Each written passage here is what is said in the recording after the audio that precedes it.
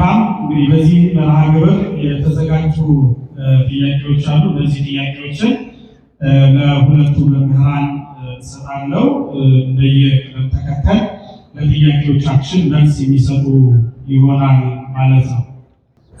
የመጀመሪያው ጥያቄ የሚሆነው ለቀሲስ አንድነት ይሆናል። ጥያቄውም እንዲህ ይላል። ቤተክርስቲያን እንደየዘመኑ የዕቅበተ እምነት ስራዎችን ትሰራለች። ዕቅበተ እምነት ማለት እምነትን፣ ሃይማኖትን፣ የቤተክርስቲያንን ቀኖናዋን፣ ትምህርቷን፣ ስርዓቷን ማስጠበቅ ማለት ነው። ይህንን ስራ በየዘመናቱ ትሰራለች። አሁንም እየሰራች ትገኛለች። በዚህ ሂደት ውስጥ ቴክኖሎጂ እያመጣብን ያሉ የተለያዩ ተግዳሮቶች ይታያሉ። የዕቅበተ እምነትን ስራ በመስራት ሂደት ውስጥ ትልቁን ስራ ማን ሊሰራ ይገባል? እንዴትስ ይሰራል? መቼና በምን ሁኔታ መሰራትስ አለበት? ለተለያዩ ጉዳዮች እንዴት ምላሽ መሰጠት አለበት? በዕቅበተ እምነት ስራ ውስጥ ደግሞ ወይም አገልግሎት ውስጥ የምዕመናን ድርሻ ምንድን ነው? ከዚህ ጋር አያይዘን እንግዲህ በተለይ እንደ ዘመናችን ሃይማኖት እንደ አባቶቻችን ጥበብ እንደ ዘመኑ ነውና በሚዲያ ስለሆነ አብዛኛው በዚህ ዘመን እየተሰራ ያለው የሚዲያ አጠቃቀማችን ከዚህ ጋር በተያያዘ ምን መምሰል አለበት የሚል ነው። ቀሲስ ወደሱ እንደምን ዋላችሁ። እግዚአብሔር ለዚህ ስላደረሰን ስሙ የተመሰገነ ይሁን። መምህር ቅድም እንግዲህ ያቀረበው የተቀምጠን የመመለስ ጥያቄ ሁላችንም የወከለ ነው ብዬ አምናለሁና ያው እኔም ስጀምር መምህርም ሲጀምሩ እንግዲህ ይህን ጥያቄ ላለመደጋገም የመምህር ጥያቄ የእኛም ጥያቄ ስለሆነ አንድ ላይ ተቀበላቸዋል ብለን ወደ መልሱ እንገባለን። ያስማማናል አይደለም? እግዚአብሔር ከሁላችንም ጋር ይሁን። እንግዲህ ጥያቄው ምንድነው? ዕቅበተ እምነት ስንል እምነትን መጠበቅን በተመለከተ ነው በዋናነት የሚያነሳው።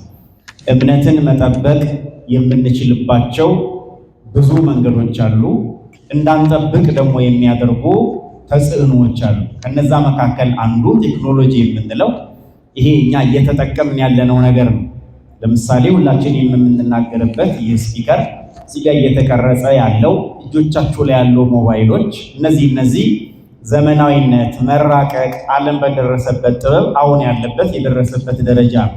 እነዚህ ነገሮች እምነትን ለመጠበቅ በምን አይነት መልኩ ሊተገበሩ ያስፈልጋቸዋል የሚለው ነው። ስለዚህ በሶስት መልኩ ነው ጥያቄው የቀረበው። እኔ የምመልሰው በሶስት መልኩ ይሆናል። አንደኛ በምን ሁኔታ መሰራት አለበት ነው ስራው። ይሄ ቴክኖሎጂ እምነታችንን በመጠበቅ መልኩ በምን አይነት መልኩ መሰራት አለበት ነው። በአብነት መምህራንና በዘመናዊ መምህራን ይሄ መሰራት ያለበት።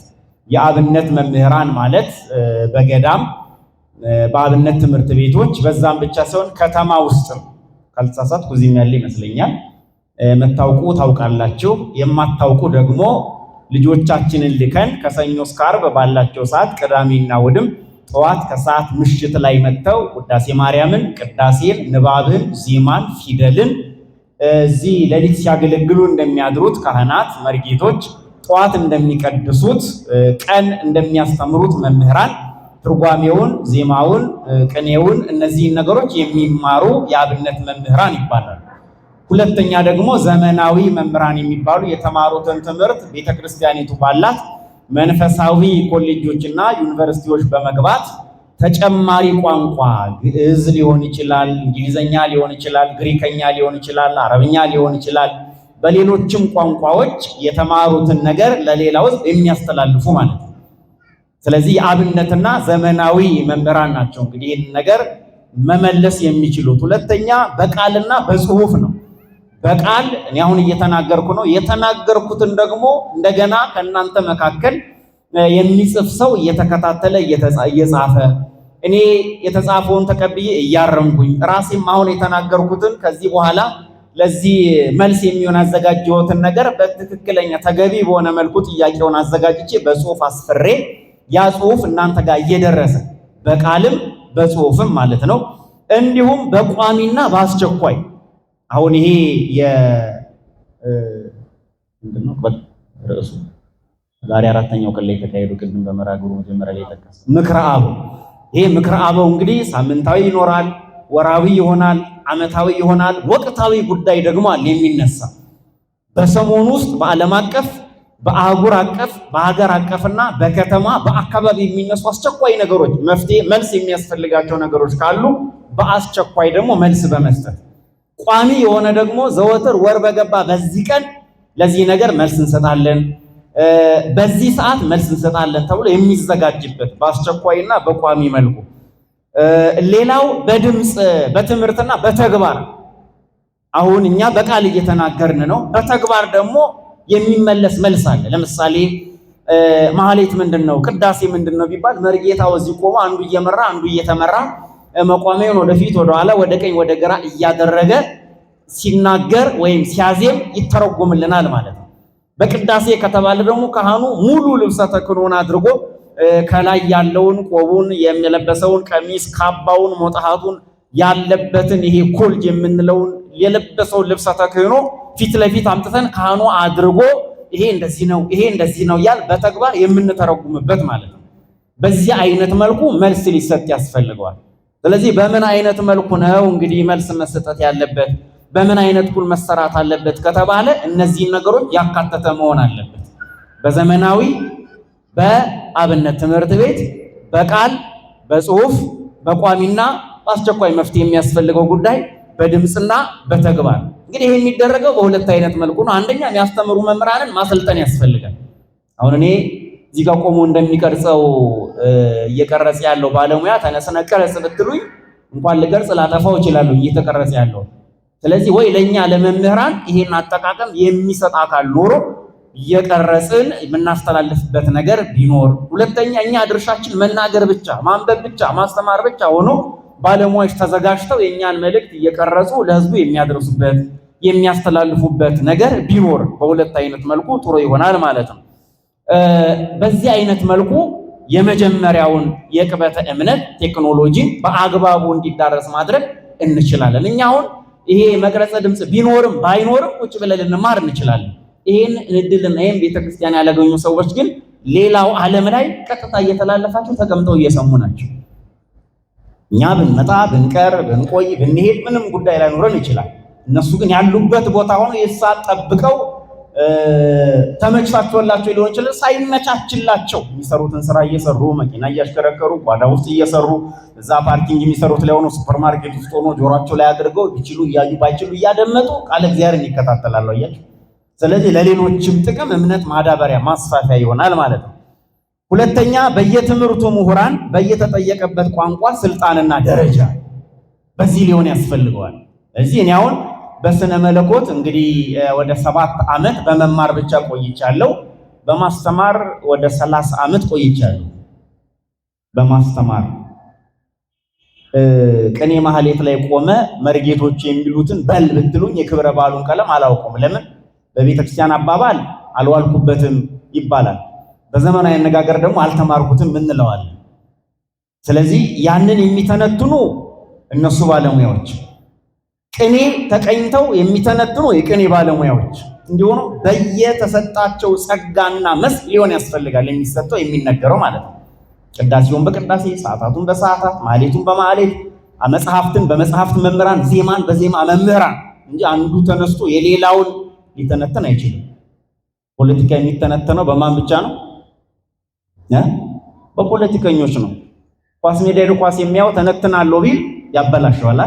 አዎ። ስለዚህ እያንዳንዱ የራሱን ድርሻ ነው መተንተን ያለበት። ስለዚህ በሚመለከታቸው በተማሩበት መስክ ጸጋው ባላቸው መስክ ነው ሊተነትኑና ሊያብራሩ የሚገባው።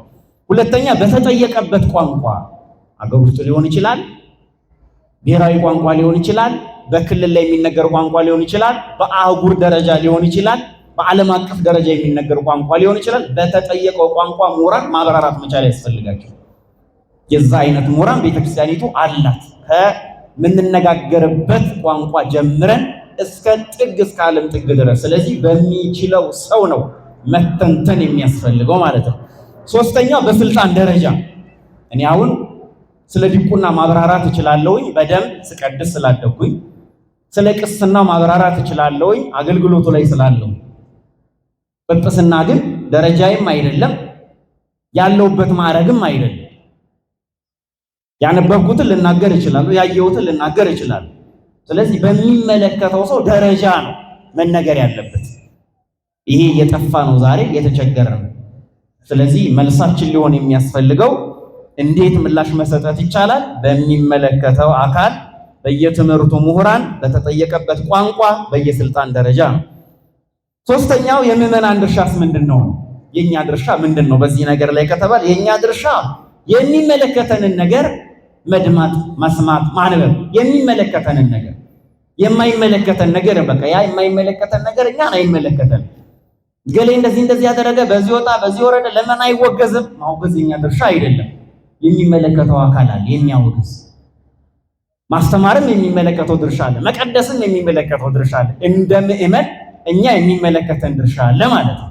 እንግዲህ ሲነገር ሰምታችሁ ይሆናል።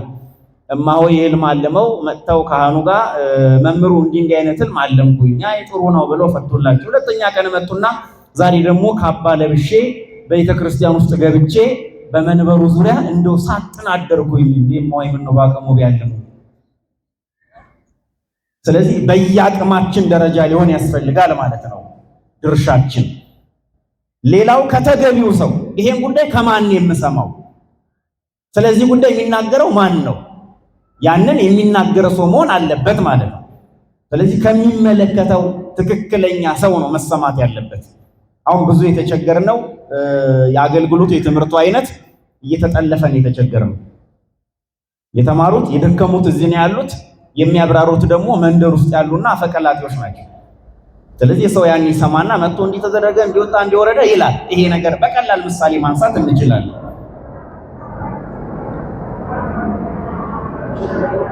ለምሳሌ መንደር ውስጥ የወለደ ሰው ትጠይቁና ትመጣላችሁ። ከዛ መግባት የምትችሉ ቤተክርስቲያን ውስጥ ግቡና እንደዚህ ቃል እግዚአብሔር ስሙ ምናምን ሲባል አንዳንድ ሰው ደጅ ይቀርና አልገባም ይላል። ማይገባበት የራሱ በቤተክርስቲያን የተከለከለ ነገር አለ፣ በወንዶች በሴቶች የሚባል ርዕሱ ስላልሆነ ያላብራራው እና አንዳንድ ሰው የወለደ ስለጠየቁ አልገባም ይላል። ምን ነው ረክሻለሁ። ስለዚህ ቤተክርስቲያን የወለደ ሰው ጠይቆ የመጣ ሰው ረክሷልና እንዳይገባ አትልም። የወለዱት እንኳን የረከሱ አይደሉም። ይሄ ግን የማይዋጥለት ሰው ይኖራል። ለምን? ከመንደር ውስጥ ስለሰማ ከማይመለከተው ከማያውቀው ሰው ስንናገርም ይታገለናል። እንደዛ አይነት ሰው ጭራሽ ሃይማኖተኛ መስዬ ላልታየው እችላለሁ ለዚያ ሰው። ስለዚህ ከሚመለከተው ከትክክለኛ ቤተክርስቲያን መልእክት ከሰማን መቀበል መቻል ያስፈልገናል። ዘንድሮ ልደት መቼ ነበር? ታኅሳስ 29 ምን ቀን ነው? ረቡዕ ቀን ነው አይደል? ሳስቸኮና አሩኛ ረቡዕ ቀን ነው። ተበልቷል አልተበላም? ፍስክ ነበረ። አንዳንድ ሰው ሮብ ነው አልበላም ብሎ ያልበላ ሰው አለ። በቃ ቤተክርስቲያንን አልሰማም ማለት ነው ይሄን ያህል። ስለዚህ ከመንደር ውስጥ እንዲህ አይነት እና ትክክለኛውን ነገር ከትክክለኛው ሰው መስማት ያስፈልጋል፣ ከተገቢው ሰው። ጥያቄ ከሆነ ደግሞ መጣችሁ ማረጋገጥ፣ እንዲህ ተብሏል፣ ምንድነው ይሄ ነው ይሄ ይደረጋል ያ አይደረግም ብለን አስረግጠን እንናገራለን። ቤተክርስቲያንን መስማት፣ መምህራንን መስማት፣ የንስሐ አባትን መስማት ያስፈልጋል። ካልሰማ ይመከራል፣ ይገሰጻል፣ እንዲህ ካለ እስከ ውግዘት ደረጃ ይደርሳል ማለት ነው። ስለዚህ ቴክኖሎጂን በተመለከተ እንዲህ ሊሆን ያስፈልገዋል፣ የምንጠቀመው እንዲህ መሆን አለበት፣ እንዲህ መሆን አለበት፣ ጉዳት የሆኑ ጠቀሜታ ይሄን የሚለውን ማረጋገጥ መስማት መቻል ያስፈልጋል። ከትክክለኛው ይሄ ሊሆን ያስፈልጋል። እኛ እየተናገርን እናንተ ታደምጣላችሁ፣ እናንተ ስትናገሩ ደግሞ እኛ እናደምጣለን ማለት ነው። ይሄ ነው በአግባቡ ሊሆን የሚያስፈልገው። አለበለዚያ ግን መስመሩን ይስታል። ቅዳሴያችንን ውዳሴያችንን ቃለ እግዚአብሔር ስንሰማ ምን ስል እንተዋለን፣ ከቃለ እግዚአብሔር እንርቃለን። ስለዚህ ቴክኖሎጂ ይቆጣጠረንና እንቸገራለን። በቃ ገጥሟቸው ያቅም አንዳንድ ሰው እየተቀደሰ እኛም እየሰበክን ቁጭ ብሎ ሞባይሉን እዛ ውስጥ ሆኖ የሚጎረጉር ሰው ይኖራል ማለት ነው። እየተናገርን ማለት መንገድ ላይ እየታየ መኪና የሚገጨው ሰው ይኖራል፣ ከሰው የሚጋጭ ይኖራል፣ ያለበት የሚጠፋው ሰው አለ። ትራንስፖርት ላይ ተጉዞ ሂሳብ ሲጠይቅ ይፈል አይክፈል የሚያውቅ ሰው አይኖርም። እና ራስጌ ካለው የጸሎት መጽሐፍ ይልቅ ራስጌ ያለው ሞባይል የሚያስጨንቀው ሰው አለ ማለት ነው። እና በዚህ የሚተላለፉ ጤና የሚጎዱ ህመም የሚያመጡ አእምሮን የሚያበላሹ ብዙ የሚለቀቁ ጨረሮች ስለሚኖሩ ያን ማስተካከል መቻል ያስፈልጋል፣ ማድመጥ ያስፈልገናል። ጠቀሜታ ብቻ ሳይሆን ጉዳትም ስላለ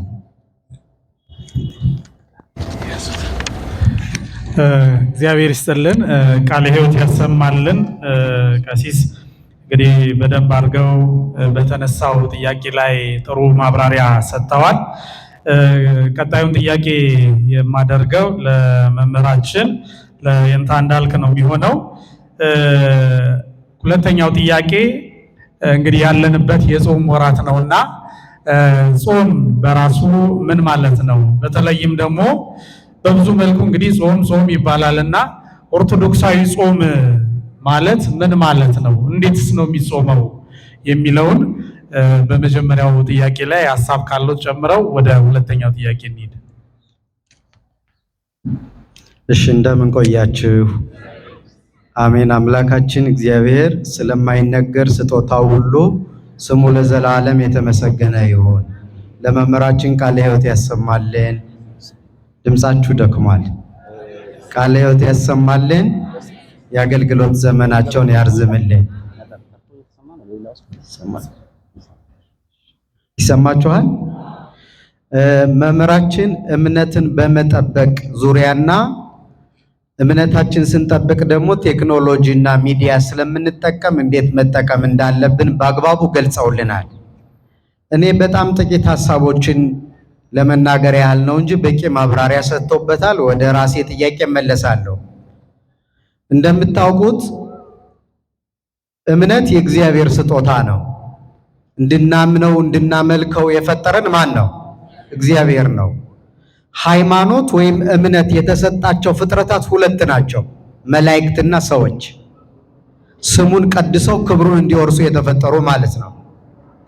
በጎላ በተረዳ የቅበተ እምነት ስራ የተጀመረው በዓለመ መላእክት ነው። ማለትም የመጀመሪያው መላእክት አለቃ የነበረው ሳጥናኤል ልቡናው በትዕቢት ተይዞ የሱ ያልሆነውን ነገር የአምላክነት የፈጣሪነት ስራ የእርሱ አይደለም፣ ግን መላእክትን እኔ ነኝ የፈጠርኳችሁ የሚል ስሁት ትምህርት ይዞ መጣ። የመጀመሪያው የተሳሳተ ትምህርት ለማይበረ መላእክት ያቀረበው ሳጥናኤል ነው። በኋላ ሰይጣን ጋኔን ዲያብሎስ የምንለው ማለት ነው።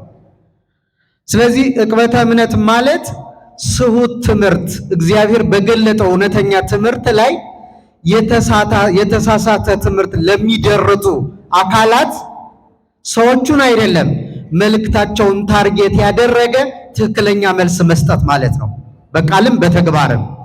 ስለዚህ የመጀመሪያው የዕቅበተ እምነትን ስራ የሰራው ሊቀ መላእክት ቅዱስ ገብርኤል ነው። እኔ ነኝ የፈጠርኳችሁ፣ እርሱ ራሱ ፍጡር ነው፣ ግን መላእክትን እኔ ነኝ የፈጠርኳችሁ ሲላቸው ቅዱስ ገብርኤል ምን አለ? ንቁም በበህላዌነ እስከንረክቦ ለአምላክነ፣ እውነተኛውን ጌታ እስክናገኘው ድረስ በያለንበት ምን እንበል? እንጽና ብሎ የዕቅበተ እምነት ስራ የሰራው መልአክ ቅዱስ ገብርኤል ነው። ስለዚህ በየጊዜውም በነገራችን ላይ እምነት የማይጠበቅ ከሆነ የስህተት ትምህርት እየበዛ ይመጣል። ያኔ እውነተኛው ትምህርት የትኛው እንደሆነ ማወቅ ይከብዳል። ለዚህ ነው ጉባኤ የሚሰራው፣ ትምህርት መማር ያለብን ለዚህ ነው። እንክርዳዱ ከበዛ ስንዴው መጥፋቱ አይቀርም። ስለዚህ ስንዴውን ውጦ የሚያስቀር ስህተት ትምህርት እንዳይበዛ መምህራን ጠንክረው ማስተማር አለባቸው። ምዕመናን ልባቸውን ከፍተው ማዳመጥ፣ ማወቅ፣ ቤተክርስቲያን የምታስተምረውን መረዳት ይገባቸዋል። ስለዚህ በዚህ መንገድ ነው የተገለጠው። ስለዚህ የመጀመሪያው ስሁት ትምህርት ከእምነት ተቃራኒ የሆነ ትምህርት አስተማሪው ሰይጣን ነው። በኋላም አዳምን 7 ዓመት በገነት ከኖረ በኋላ አዳም መጥቶ እግዚአብሔር እኮ ዕፀ በለስን አትብላ ያለህ አምላክ እንዳትሆንበት ነው ብሎ ስሁት ትምህርት ድጋሚ ደግሞ አስተማረ ማለት ነው። ያኔ የመጀመሪያዎቹ ሰዎች ይህን ትምህርት ስላልተረዱት ያን እምነት መጠበቅ አልቻሉ። ስላልጠበቁ ልባቸው ተሸንፎ ዕፀ በለስን በሉ። ከእውነተኛው እግዚአብሔር ከገለጠው ትምህርት ወጡ። ከዚያ ሲወጡ ምን ተፈጠረ ካላችሁ ጸጋቸው ተገፈፈ። ሀገራቸው ገነትን አጡ። ስደተኞችና ጎስቋሎች ሆኑ። ታማሚዎች፣ ሞት ወደ ባሕርያቸው የገባ የሚጨነቁና ተንከራታቾች ሆነው የቀሩ 5500 ዘመን በመንጸፈ ደይን ወድቀው በግራ አጋንንት ተረግጠው የሚኖሩ ሆኑ። እነሱ ብቻ አይደሉም፣ ዘራቸው ሳይቀር በዲያብሎስ ባርነት ውስጥ ወድቆ ነፃነት አጥቶ በሐሳር በውርደት የሚኖር ሆነ። አያችሁ፣ እምነት የማይጠበቅ ከሆነ የሚመጣው ትውልድ ራሱ የሚኖረው ህይወት የመከራ ህይወት ነው። ምን ከብረው ሞገስ የምናገኘው ጸጋ የምናገኘው ሃይማኖት በመጠበቅ ነው ማለት ነው። የዕቅበተ እምነት ስራ ሃይማኖት የመጠበቅን ስራ ብዙ ሰዎች የመምህራንና የካህናት የቀሳውስት ብቻ ያደርጉታል። እምነት ግን በካህናትና በመምህራን በጳጳሳት ብቻ አይጠበቅም። ሁሉም ሰው የሚጠብቀው ነገር ነው። ማንን ጨምሮ? እኛ ሁላችን እዚህ ያለ ነው።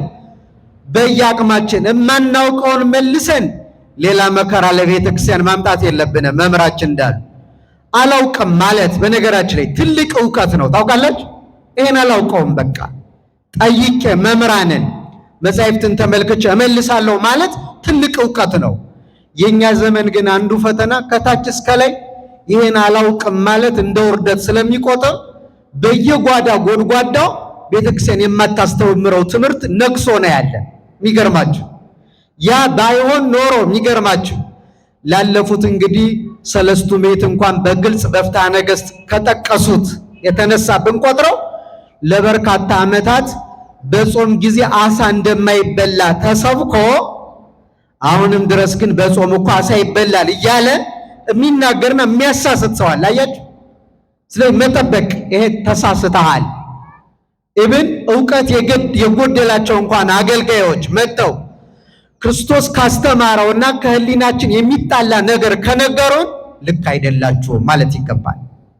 ከምን አገኛችሁት ይሄንን ብሎ መጠየቅ አይገባም? ክርስቲያኖች ደህና መሻችሁ መጠየቅ ይገባል አይገባም?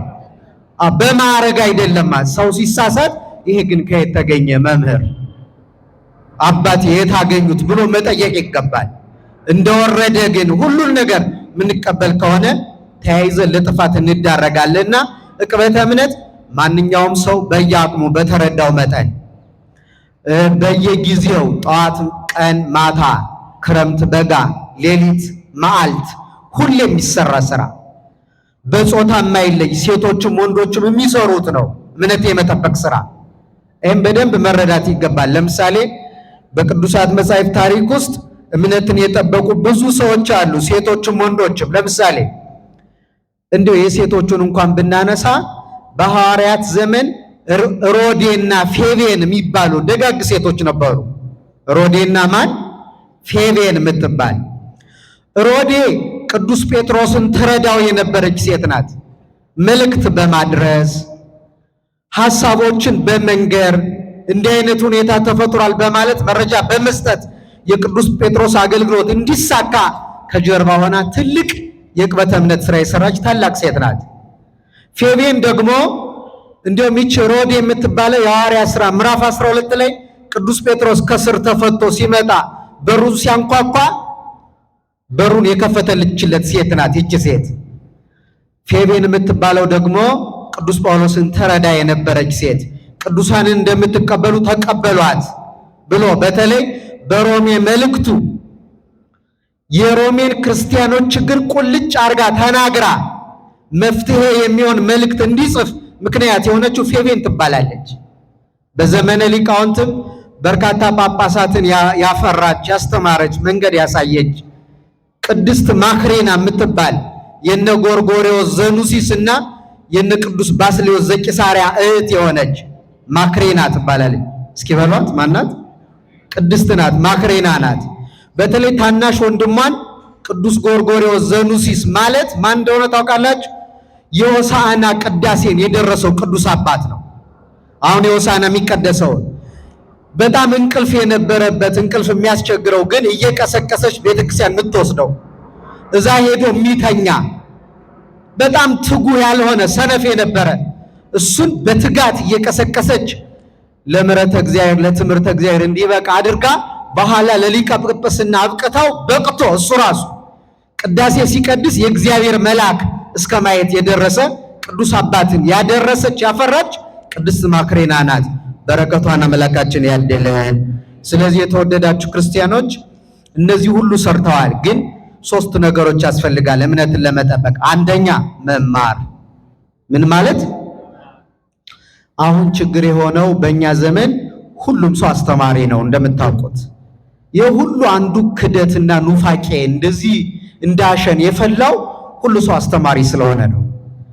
እንደምታውቁት የሰውነት ክፍላችን በሙሉ አፍ ቢሆን ሰው ያምራል አያምርም? አይሰማችሁም? ግን ይኳለው እንዴ ይሰማል አይደል? አሁን ሰውነታችን በሙሉ አፍ ቢሆን ያምርብናል? አንዳንድ ሰው ዝም ብላችኋል። ይሆንላችሁ እንዴ? አያምርም አይደል? ሁሉ ጆሮ ቢሆን ሁሉ አይን ቢሆን አይሆንም አይደል? እግዚአብሔር ግን ግሩም ድንቅ አድርጎ ፈጠረን። ጆሮውን በጆሮ ቦታ፣ አይኑን በአይኑ፣ እጁን በእጅ፣ እግር በእግር አስተካክሎ ነው የፈጠረን። ስለዚህ አፍ የተባሉት መምህራን ናቸው። ሁሉ መምህር ከሆነ ማን ያዳምጣል? ጆሮ ከየት ይገኝ?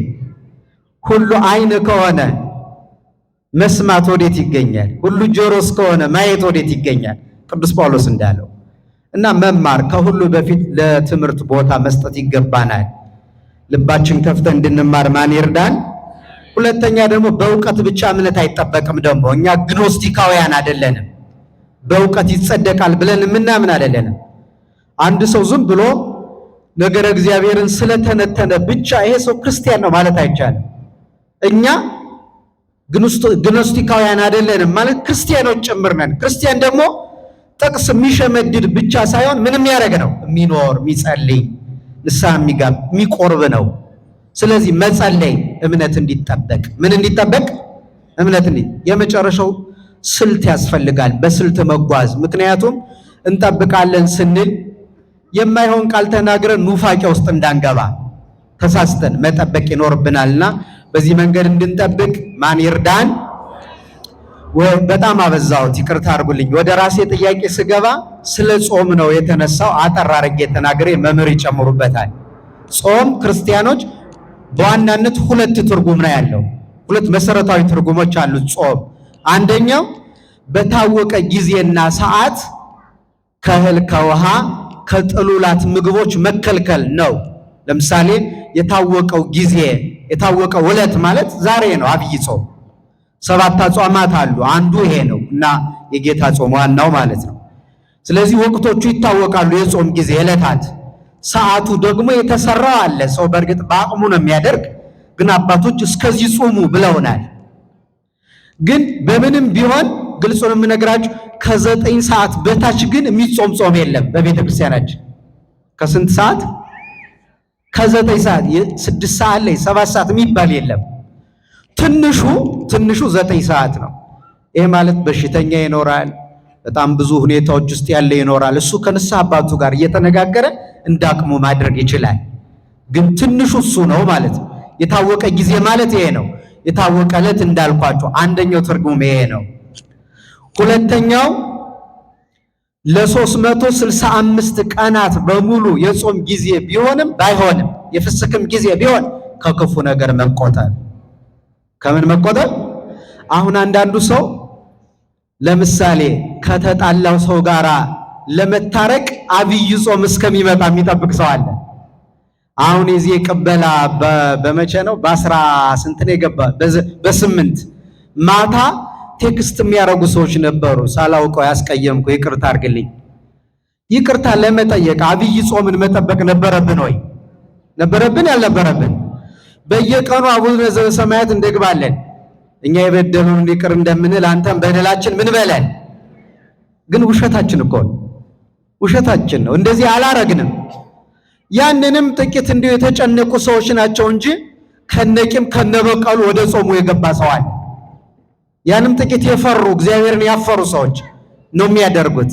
ስለዚህ አንደኛው ከእህል ከውሃ በታወቀው ጊዜና ሰዓት መታቀብ፣ ሁልጊዜም ግን ያለማቋረጥ ከኃጢአት፣ ከክፋት፣ ከተንኮል፣ ዓይን ክፉ ከማየት፣ ጆሮ ክፉ ከመስማት፣ ሌላውስ እግራችን ወደ ክፉ ከመሄድ በሙሉ እነዚህን ሁሉ ሰውነታችን አቂበ ሕዋሳትን ከክፉና ከኃጢአት ነገር ሁሉ መጠበቅ የጾም ትርጉም ነው።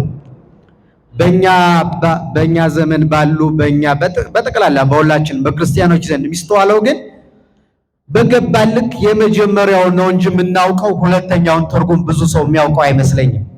ማለት በገባው ልክ እስከሆነ ሰዓት ያህል ይጾማል፣ ከእህል ከውሃ ይከለከላል፣ ግን ይቅርታ አያደርግም፣ አይታረቅም፣ ቂሙን በቀሉን አያስወግድም፣ ክፋቱን አይተውም።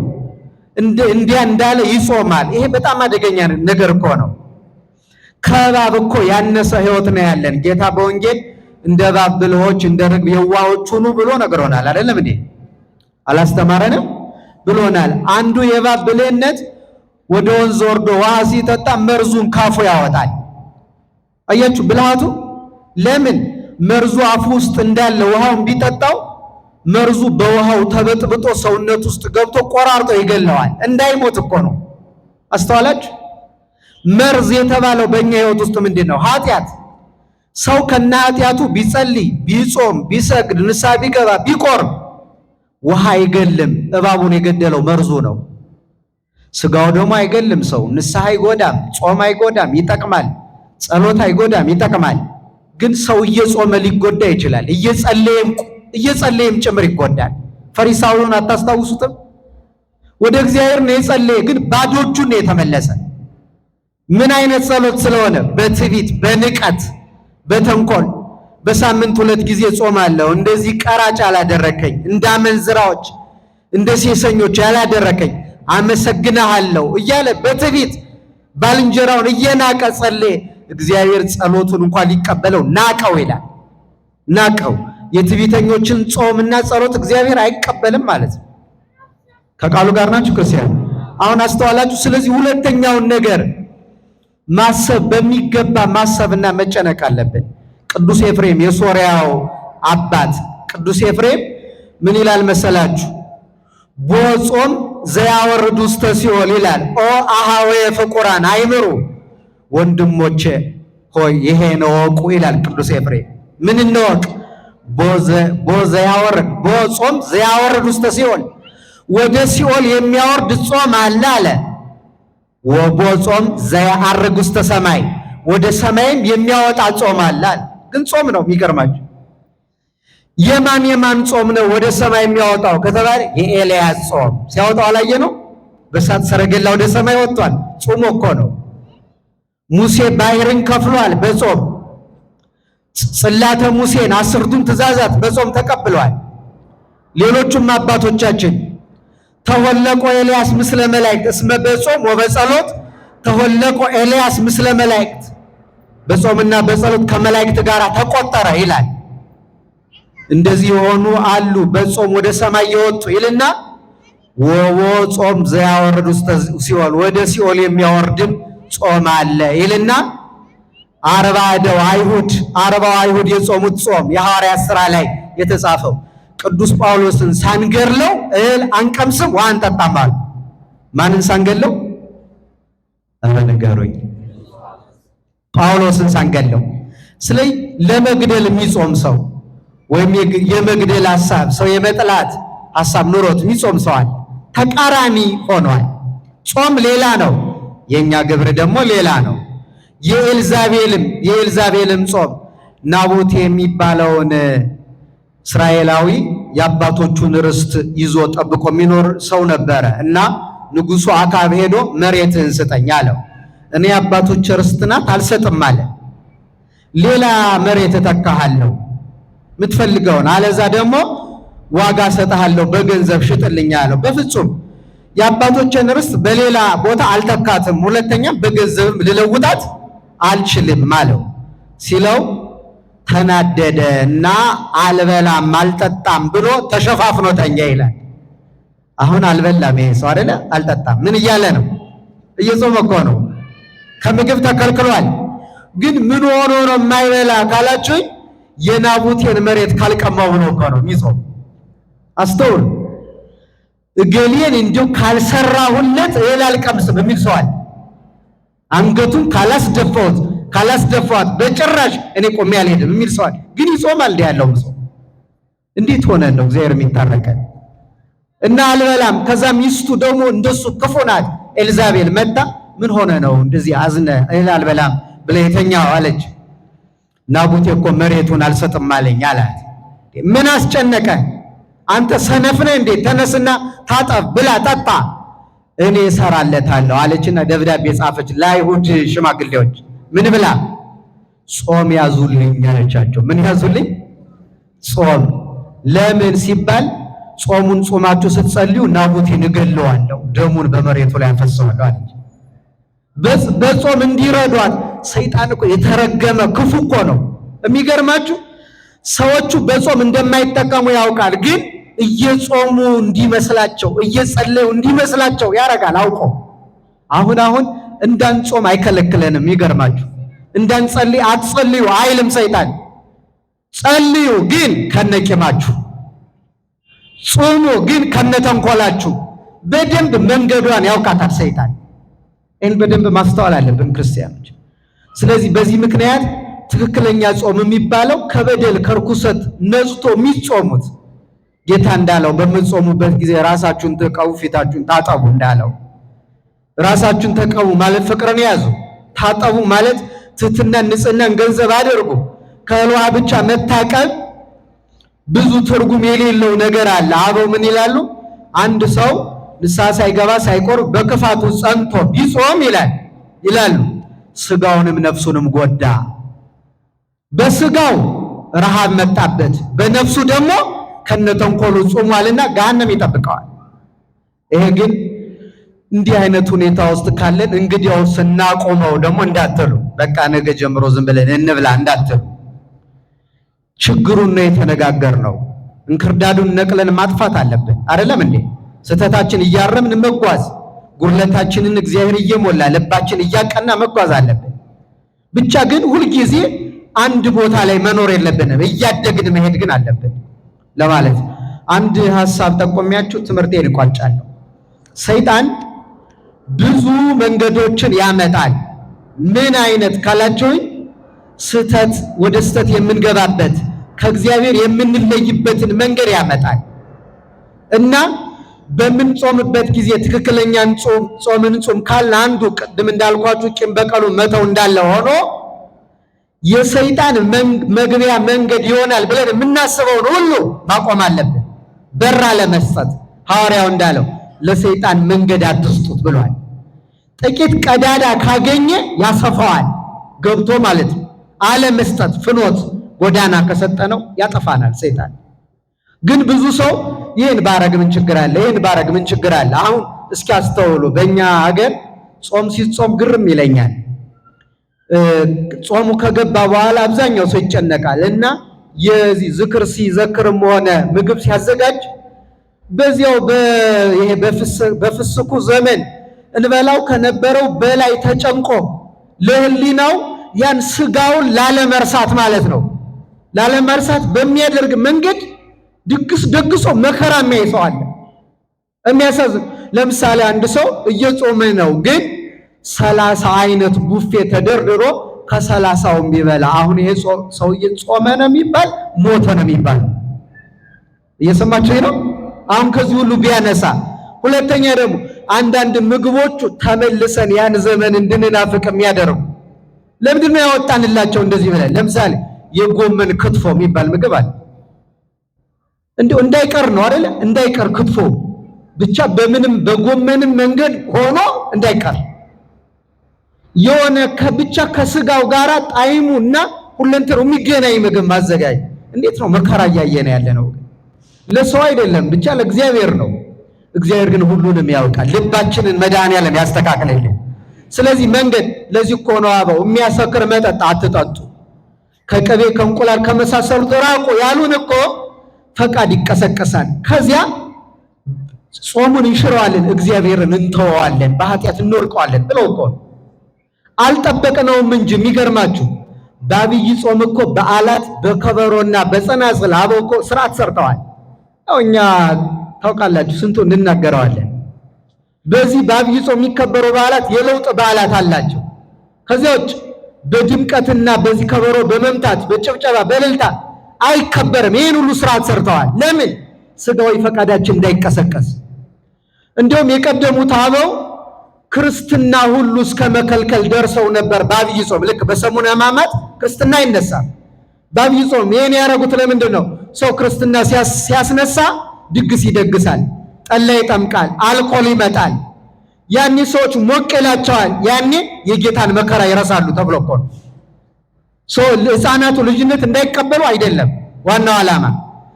ስጋዊ ፈቃድ ተቀስቅሶ ከሕጉ እንዳንወጣ ሰይጣን ደግሞ መንገድ ካገኘ ይዞላጥ ነው የሚለው። ይሄ በአንድ አባት ታውቋል። በጥንት ዘመን በጣም የተጠቀሙ በጾም በጸሎት የተጠቀሙ አባት ናቸው እና በሰፈሩ ክፉ ሴቶች አሉ። ልባቸው ለኃጢአት የነቃ ለጽድቅ የተኛባቸው እና ሰውን ሁሉ ሲያዩ ማሰናከል የሚፈልጉ ሴቶች እና አባ በዚያ ሲያልፉ አዩአቸውና እኒህ አባት ጥሩ ናቸው መንፈሳዊነታቸው፣ ግን እናሳስታቸዋለን አሉ። እንወራረድ እናሳስታቸዋለን።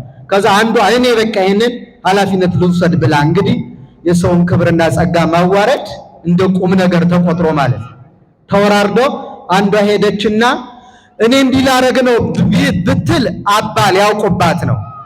ድሮም ቢሆን ክፉ ሰውና ሰይጣን በግልጽ ዓላማውና ሐሳቡን ይዞ አይመጣም፣ ተሰውሮ ነው። ሰይጣንም ሚካኤል ገብርኤል ነኝ ብሎ ነው እንጂ ሰይጣን ነኝ ብሎ መጥቶ አያውቅ። እና ሄዳ ምን ትላቸዋለች? አባ አንድ ሕፃን ልጅ አለኝና ጠባዩ ተለወጠብኝ፣ ምን አለ ቤት የመጣው ቢመክሩልኝ ትላቸዋለች። አረ ምን ችግር አለው ልጅ በቃ እንሂድ ብለው ተከተሏት ሄዱ። እና ቤት ሲደርሱ እሳቸው እንደገቡ የቤቷን በር ዘጋች። 3 አማራጭ አለዎት አለቻቸው።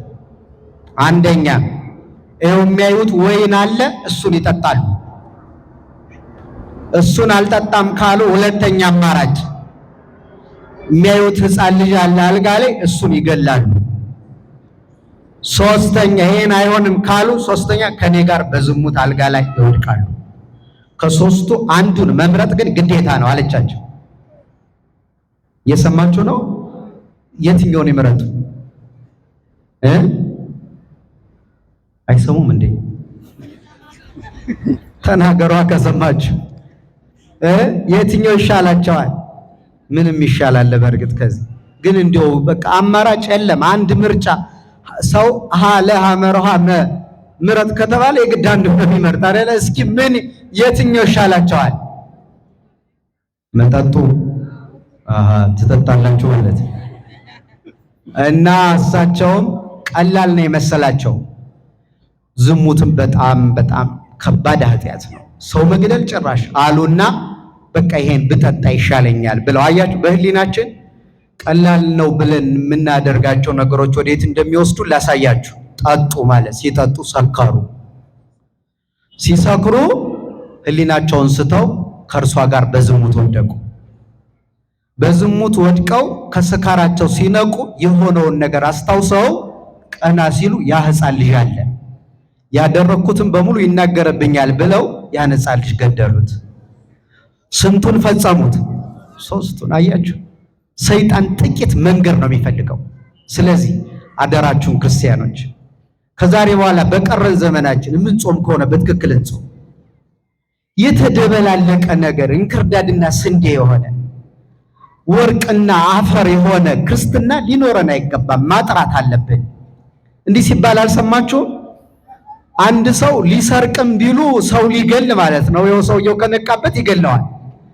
ሲወጣ የኛ ሀገር አነጋገር እኮ ነው። ሚስቱ ዓርብ ቀን ነው ሰውየው ሊገልም ቢሉ ሊሰርቅ ከቤቱ የሚወጣ እና ሲወጣ ዓርብ ጠዋት ሚስቱ እንደው አፍክን ሳትሽረው ጥቂት እህል ቀምሰው ውጣ ስትለው አንቺ ምን ብትደፍሪኝ ነው? ዓርብ እኮ ነው አላት ይባላል። ሰውየው ወዴት ነው እየሄደ ያለው? ሰው ሊገል ሊሰርቅ እየሄደ ነው።